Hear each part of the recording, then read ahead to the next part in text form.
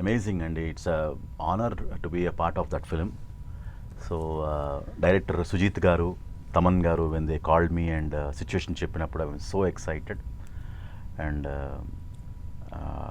I really thoroughly enjoyed working for that song. And situation చెప్పినప్పుడు కూడా నాకు కూడా ఒక రోమాంచితమైనటువంటి భావన కలిగింది.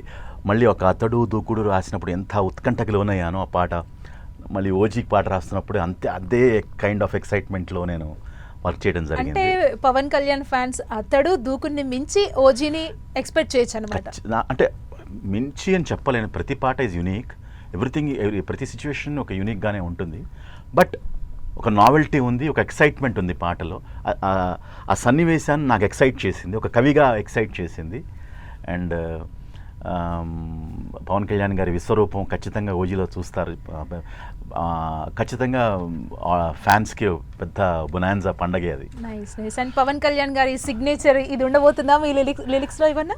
అది విజువల్స్ అన్నీ నాకు I'm not sure about, but content wise అంటే పాటకి సిచ్యువేషన్కి ఏం కావాలి, సిచ్యువేషన్ని రక్తి కట్టే విధంగానే పాట రాశాను.